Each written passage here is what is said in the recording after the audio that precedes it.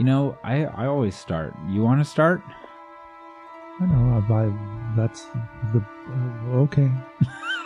Welcome to Tales of Bedlam. I am your host, Vert de Vert. And I'm Micah. Oh, and now I got to do the other part too. He's throwing me off today. Making me do stuff that I'm not used to. Hey, thanks for listening in today.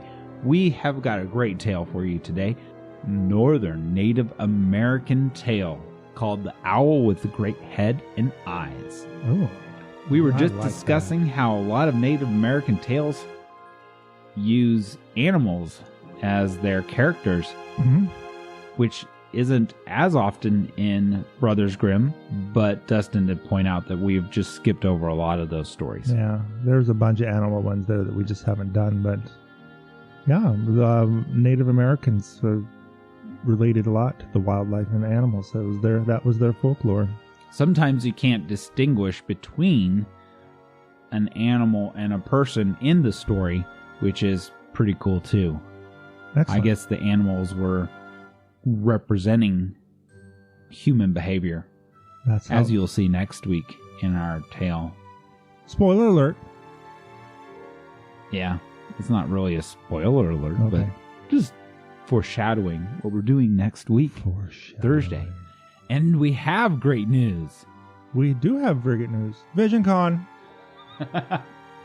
Springfield, Missouri's version of Comic-Con is here. In May. Yeah. It's not here now. You're right. May 10th, 11th, and 12th. And we have a booth. We will be there. We are sharing the booth with our good friends at 417 Tap House. We're going to be touting their awesome products of beer and food and our awesome entertainment of what's better than fairy tales, beer, food, and entertainment. Oh, yeah. I can't agree with you more, Dustin. And we seldom do agree. Very seldom. It's true. So if you want more information on that and you're in the area of Springfield, Missouri, would like to visit us at VisionCon, go to our website at talesofbedlam.com. We'll have all the information there, along with a link to purchase tickets. Yay! Do it, Broheimer. So, without further ado, Dustin, will you start us on Owl with the Great Head and Eyes? I would love to. Oh, I've read this name 10 times and I'm still going to fumble it. Long ago, when Glooskap was ruler of the Indians, and when the animals all worked for him and talked like men, Wolf was one of Rabbit's enemies. Seems reasonable. On the surface, they seemed to be friends, but each was afraid of the other, and each suspected the other of treachery. Usually one ate the other. Yeah. Rabbit was very faithful to his work as the forest guide who showed people the way to far places. But he was also a great trickster. Nice. And he delighted to play pranks on everyone he met. Get a little Loki-ish stuff going on here. I could see Thor as being the wolf too. Yeah. Here we go. He liked more than all to pester Wolf, for he had a hatred for his cruel ways, and he was always able to outwit him. It happened that Rabbit and Wolf lived close together, deep in the forest. Some distance from them, in a little house, lived a poor widow woman who had only one daughter. Oh, dear. I bet she's beautiful. She was very beautiful. Shocking. With hair as black as the raven's wing, and with eyes like the dark of the underwater. Interesting. Rabbit and Wolf each fell in love with her, and each in his own way sought her as his wife. And hence started bestiality in America. Oh my gosh. And you just had to go there. Rabbit tried hard to win her love. When he went to her house, he always dressed himself in a soft brown coat, and he put on a bangle around his neck and bells upon his feet. That would irritate the living crap out of me. And often he played sweetly on his flute, hoping to charm her with his music, for he was a great player upon the Indian pipe. And he tried to grow a mustache to hide his split lip. He's a cleft lip rabbit? What the heck? But he had little success, for his whiskers would not grow thick, and he had the thin, scraggly mustache of a few hairs to this day. I have that problem. I have that issue as well. I can't really grow a beard, I'm ashamed to say. Yeah, it looks fine. Does that make me less of a man? Don't sit there and stare at me while you're stroking your face. It's freaking me out. I can't deal with that. But no matter what Rabbit did to adorn himself, the girl gave him cold looks, and Old Wolf seemed to be deeper in her favor, for she liked his willowy form and sleek and bashful ways, and poor Rabbit was sore distressed. Poor Rabbit. Poor Rabbit. One fine day in the springtime, Rabbit came upon the girl and her mother gathering May flowers among the moss. Don't forget, in May, we'll be at VisionCon. True that. He crept close to listen to their talk. He heard the mother say, "I have no stomach for little Rabbit, but Wolf pleases me well. You must marry Wolf. They tell me he is a great hunter, and if you marry him, we shall never want for food." Oh, now we're back to ordering people to marry people. When Rabbit heard this, he was very sad.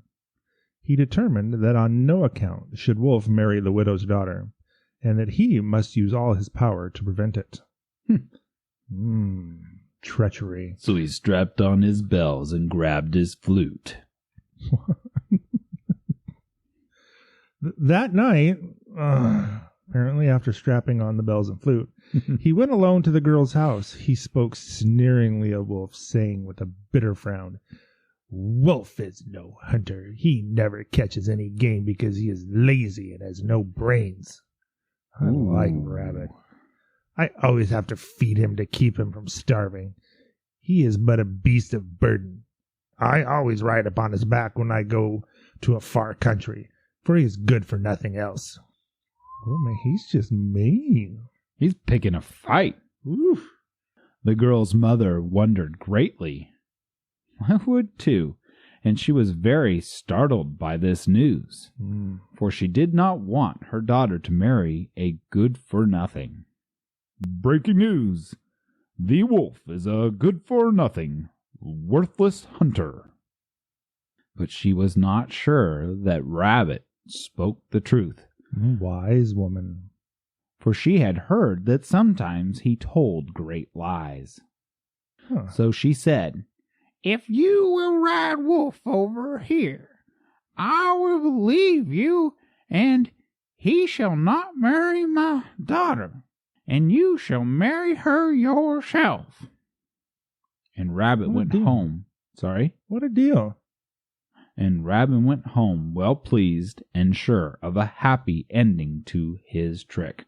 Except, how is the rabbit going to ride a wolf? Well, I bet we're going to find out. And we're back to this girl doesn't have any say in who she marries. I thought she liked the wolf. Come on. People, woman power. Come on. The next day, Rabbit purposely met Wolf in the forest, and he said, "I forgot my rabbit voice. What was my rabbit voice?" Oh, it was kind of dark and trickstery. "Let us go together to see the widow's daughter." Well, that was a little bit too dark. All right. And Wolf was glad to go. They had not gone far when Rabbit began to cry. Oh! Then he lay down on the ground and rolled over and moaned and rubbed his belly as if in great distress. "I have a sharp pain in my belly," he sobbed. "I cannot walk any further. If I walk, I shall surely die. And I cannot go on unless you carry me on your back." It sounds like you, Dustin. It's very true. I think I've done that. In fact, I'm sure of it. But nobody carried me, though. I just had to lay there and everybody went on without me. Wolf willingly agreed, for he wanted to see the beautiful girl, and he was very sorry for poor Rabbit in his pain. And Rabbit, laughing to himself, climbed on Wolf's back. Wolf ran along, not feeling the load, for Rabbit was very light. They had not gone far when Rabbit cried again and said, I cannot ride without a saddle, for your bare back hurts me and gives me blisters. What a jerk. So they borrowed a little saddle from a field by the way, just laying around. Yeah. A wolf saddle just laying around in the field on the way. This is the Wild West, okay. Cowboys and Indians. Whoa, I'm not sure that you can say that. They're Native Americans. Sorry, cowboys and Native Americans. And he put it on the wolf's back. Soon Rabbit said, This is fine fun. Let us play that you're a horse and I am a great rider. I should like to put a little bridle on you and wear spurs on my feet and carry a whip. And the story just got really dark. Is this safe for kids to listen to from here on out? Yes. It's getting a little weird. It is. And Wolf, wishing to please Rabbit, to make him forget his pain, gladly agreed. So they borrowed a little bridle and spurs and a whip from another field nearby, and did as Rabbit asked. And together they went to the girl's home, Wolf trotting along like a little horse, and Rabbit laughing to himself, sitting in the saddle, with his spurs and his whip. What the heck? Holding the bridle reins. When they drew near the house, Rabbit made a great noise so that the mother and her daughter might look out to see where the shouting came from, and called loudly, Whoa, whoa! And the girl and her mother opened the door, looked out at them in wonder. Then as they were looking on, Rabbit, chuckling to himself, struck Wolf a stinging blow with his whip, and struck his spurs deep into Wolf's sides, and called him loudly a lazy beast. What?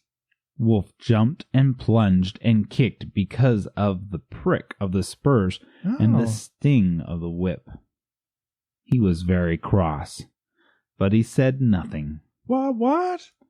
Why didn't he say anything? I don't know. I think this wolf should turn around and devour the rabbit. Yeah, this story better end with rabbit stew, or I'm not going to be very happy. Some distance away, Rabbit tied Wolf to a tree. This wolf needs some assertion classes. He is just getting pushed around by this rabbit. It's or not self-defense okay. classes. With some self-esteem or something. Jeez, he tied him to a tree saying, "Stay here and I will send the girl to you." And the wolf didn't say, "Oh, I see your belly pain's gone away all of a sudden, you big dope." Then he went to the house and he said to the woman, "Now you believe that the wolf is a beast of burden, for I have ridden here on his back." And the woman believed him. She told him to give wolves some corn or grass. Oh, I don't think he's going to like that. Okay. She told him to give Wolf some corn or grass. That just seemed random. Well, like he were a horse. Okay. Unnecessary. Just being mean to the wolf. But Rabbit said he doesn't eat corn or grass. He eats only fresh meat. For he knew well that Wolf would be quite contented if he got a good meal of meat. Then she gave him some fresh meat, which he brought to Wolf. And Wolf was happy. He's kind of a dolt, right? I think so. And then his anger disappeared. He's kind of like Hans. He said, "No, I got some food now, I'm fine." And he forgot the pain of the spurs and the whip. And he thought it was fine fun to get a good meal so easily and be tied to a tree. So easily? I think it would have been easier to turn his head and eat the rabbit. Yeah, I'm with you. The woman promised that Rabbit should marry her daughter, and when night fell, Rabbit went home well pleased, leaving Wolf still tied to the tree. What the heck? It was so dark that Wolf did not see him leaving the house, and for a long time he thought he was still inside, and he waited long in the starlight. At last he grew tired waiting, for he was hungry and was cold standing still in the chill night air of early spring. He cut with his teeth the bridle rein that tied him to the tree, and then he went to the woman's house. Good for him. But the woman would not let him in. She told him to go away, that she never wished to see him again, and she called him a lazy beast of burden. Uh-oh. He went home in great danger, for he knew now that he had been tricked, and he swore that he would have vengeance on that rabbit. Dun, dun, dun. Ooh. Oh, eat the bunny, eat the bunny. This would be a good time for us to take one of our awesome voicemails. Oh, we'd love to get them and listen to them. Keep sending them. Yeah, call us at 417-501-4681. Leave us a voice message and you can be on our show. Absolutely. We have proof coming up.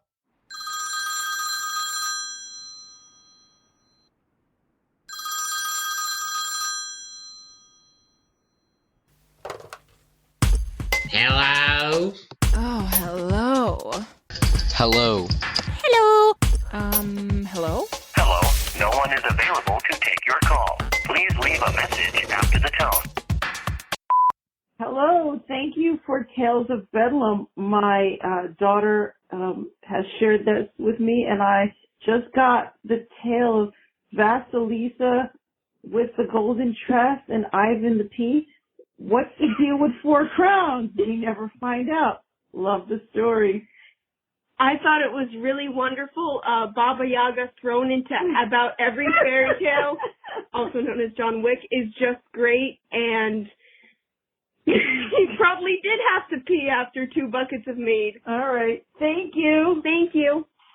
I would personally like to thank daughter and mom for this awesome call. That was amazing. Thanks for calling. And I don't know about the 4 crowns myself, but I think we might be mishearing what she's saying there. It was lovely. It brought a tear to my eye. If you'd like to hear the episode that they were referring to, that would be episode number... Oh, it was the longest title. 34. Hang on, I gotta get a deep breath for this title. The Story of Vasilisa with the Golden Tress and of Ivan the Pea. That's a long title. We got that. That's one of our wonderful stories from Russia. Mm-hmm. Now, I don't know much about John Wick. Here we go. But I love Baba Yaga. Also known as John Wick. All right. I guess. We love Baba Yaga. Yes, we do. And John Wick's pretty cool, too. He's not pretty cool. He's amazeballs. What?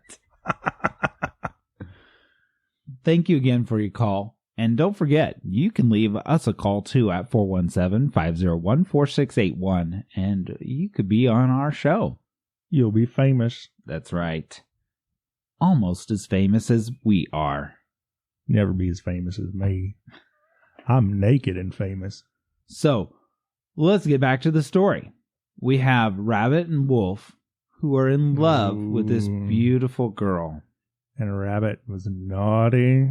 Yes, he rode the wolf to visit the girl, proving that the wolf was a useless beast. And the wolf has swore vengeance. That's right. Dun, dun, dun. That he would have vengeance on the rabbit. The next day, Rabbit learned from the woman that she had spurned Wolf from her door, and he knew that Wolf realized that he had been deceived. He was somewhat frightened, for he dreaded Wolf's vengeance, and for several days he hid among the trees. Yeah, you big coward. Then hunger drove him out, and he went forth to look for food. One evening he entered a garden in search of cabbage. We donkey cabbages? And he was busy robbing it. He's a thief, too. And the people who owned the garden spied him, and they said, "Here is the thief who has been stealing our vegetables. We will catch him and teach him a lesson." They got their shotgun. Before Rabbit knew it, they were upon him, for he was eating heartily. He was so hungry, and they caught him and bound him fast to a tree and went to get scalding water to pour upon his back to teach him not to rob their garden again. That'll teach him. That's weird, because when I find a rabbit in my garden, I just kill it. Oh, you're so brutal. But while they were away... Wait, more brutal than scalding him with hot water, scarring him for life? Would you rather be scalded for life or killed? Depends. If I'm just disfigured and no longer this perfect specimen of manly beauty... Excuse me. Something caught on my throat. Anyway, but while they were away, Wolf came along. Uh-oh. He too was very hungry, for he had eaten no meal for many days. But he was glad when he saw Rabbit. He's gonna get that. For now he thought he would have his revenge. Rabbit saw him at a distance, and he resolved to try another trick on him. What? And to hail him as if he thought he was still his friend. And he cried out to him, "Help me, Wolf, help me. The people here asked me to eat up a nice little lamb, and when I refused to do it, they tied me to this tree, and they have gone to bring the lamb to me." What that? Whoa, come on. Wolf was too hungry to be cautious. What? Wolf. Come on, Wolf. Oh. And he forgot all about Rabbit's tricks. Really? For spring lamb was his favorite food. And he said, "I will eat up the lamb." And he smacked his lips as he spoke and thought of the nice tender meal he would have. Then Rabbit said, "Untie me and take me to my place, for the people will soon be here with the lamb." So Wolf untied him like a big dumb dolt, and Rabbit, in turn, bound Wolf fast to the tree. There's something wrong with this picture. Wolf's got to get his crap together. And laughing to himself because he had again outwitted stupid Wolf, he ran rapidly away. Far off, he hid behind the trees to see what would happen. Come on. Soon the people came back, carrying the pots of scalding water. Wolf saw them coming, and he was in high spirits, for he thought the lamb he was to eat was in one of the pots. He wasn't concerned about being tied to the tree again? Well, he thought that they were going to force the bunny to eat the lamb. That's right, I got it. It was moonlight, and in the shadow of the great tree, the people could not see very clearly, and they thought Wolf was Rabbit. How big is this rabbit? Well, considering that he wants to love a girl, I don't know. Maybe it's... That's just weird. Weird. Still bound fast where they had left him. So they poured the scalding water on his back and kicked him and knocked him on the head with a big stick. This is terribly violent. And they said, "Now, thief, we have taught you how dangerous it is to rob gardens in the spring moonlight." Wolf howled with pain. For his back was blistered, and his head was sore. Poor Wolf. And Rabbit heard him, and he sang... No, I thought we didn't have to sing this time. And he sat on a log and shook with laughter because of the success of his prank. This rabbit's ticking me off. Then the people untied Wolf and let him go, and they still didn't realize it was a wolf and not a rabbit. He went away wearily among the trees, and he again swore vengeance on Rabbit, and resolved to kill him as soon as he set eyes upon him, for he knew he had been tricked a second time. Fool me twice. For several days he searched for his enemy. At last, one night of bright moonlight, he came upon Rabbit sitting in a patch of Indian tobacco plants. He is smoking the tobacco. eating his fill and contentedly chewing the tobacco leaves. Oh, nicotine high. Gross, man. Rabbit's mouth was full of tobacco, but he laughed loudly when he saw Wolf's back bound in bandages because of the blisters. My man. So he just laughs at him, and his sore head tied up in cloth. But when he saw Wolf's angry eyes, I know all about angry eyes, he was frightened, and he ran away into the woods. The moon was shining in the forest, and Wolf could catch a glimpse now and then of his brown coat among the trees, and he chased after him for a long time. Rabbit tried all his tricks to shake him from his tracks, but without avail. Get him. At last, when Rabbit was almost worn out, he took refuge in a hollow tree, into which he slipped through a small hole where Wolf could not follow him. And Wolf said, "Now I have him in my power. Kill him. I will kill him. Eat him. But first, I must go home to get my axe to cut down the tree and chop off his head." What? Obviously, this wolf has no fangs. I don't know what's going on. He's going to leave him there? Then he looked around for someone to keep watch over the tree while he was gone, There we go. so that the rabbit could not escape. And finally... We get the owl. I know.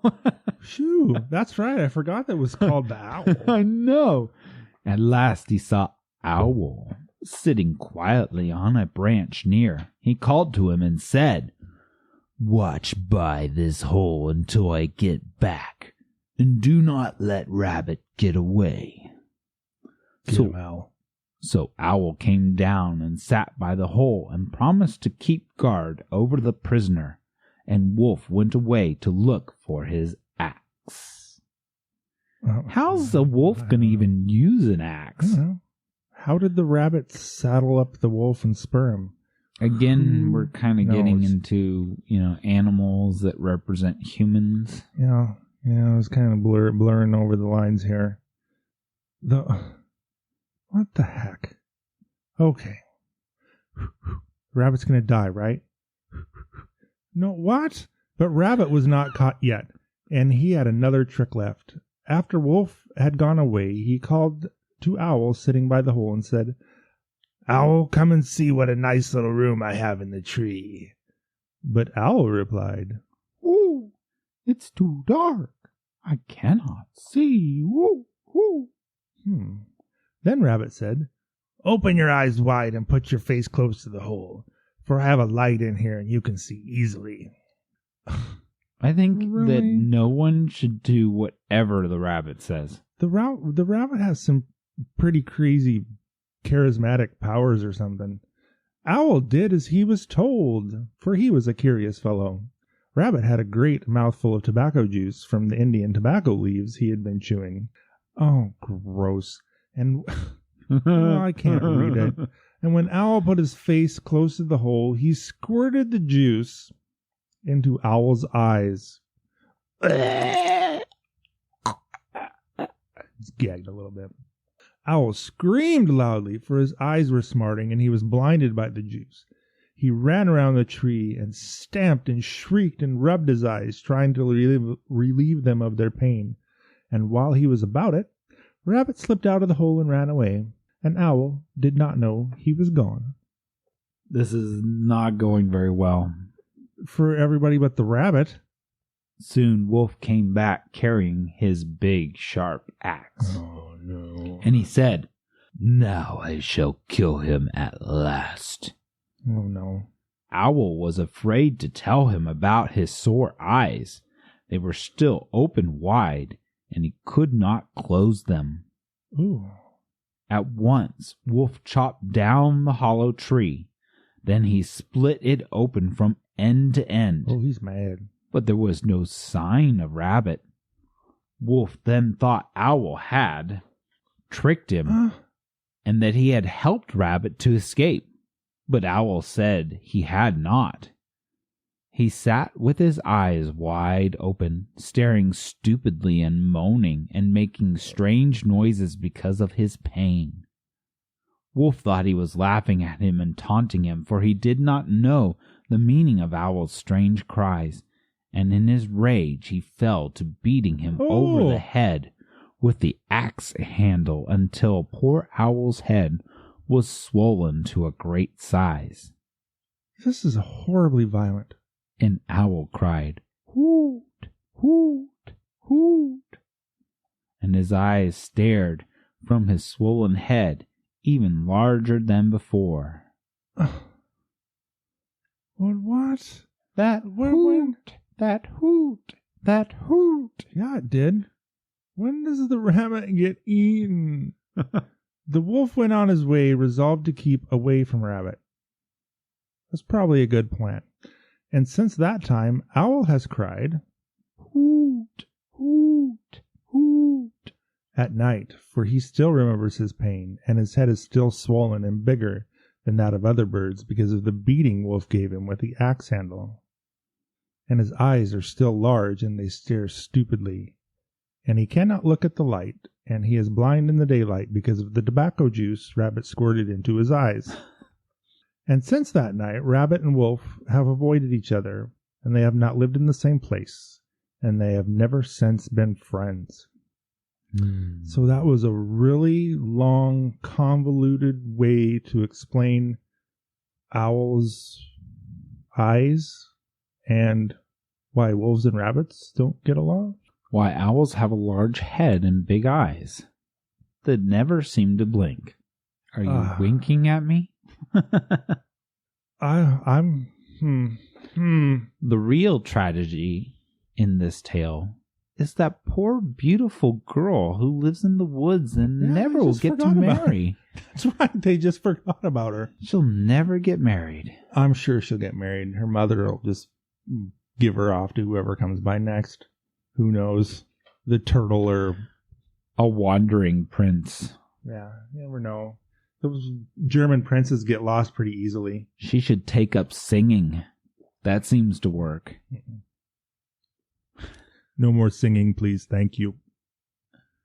That hoot. So it was a nature story. They were just describing what they saw around them in nature, but I've read a lot of Native American tales lately, and a lot of them do describe how things came to be. Right. Certain animals and rivers or land, different things, how they came to be. And they're a weird story like this that explains how the buffalo came to be, or how the coyote came to be, or the turtle. They're odd. But we'll have more. Different than what we're used to. Because I was looking for some kind of moral at the end, like don't be a nasty trickster, or the wolf will eat you. But none of the Native American tales that I have read so far have had an actual moral that I can see. They're usually describing how something came to be. Mm-hmm. Excellent. Well, I might have to rewrite the end of this one and read it next time, because I was not happy with that. That sounds good. Maybe it would just be a bonus episode. Yeah, I think there should be rabbit stew at the end of the story. Write it up, we'll read it, and air it. I'll think about it. Just do it. Like the famous Greek god Nike said, just do it. I don't believe that that's how that went. I am very versed in folklore. I know what I'm talking about. I've done 38 episodes. We haven't read any Greek mythology yet. That might be good. I've read a lot of Greek mythology, and I don't remember the god Nike saying, just do it. Maybe in a couple weeks, we'll do a Greek fairy tale. Or I guess it would be a Greek myth. Myth, fairy tale, folklore. We like them all. We do it all. Bye.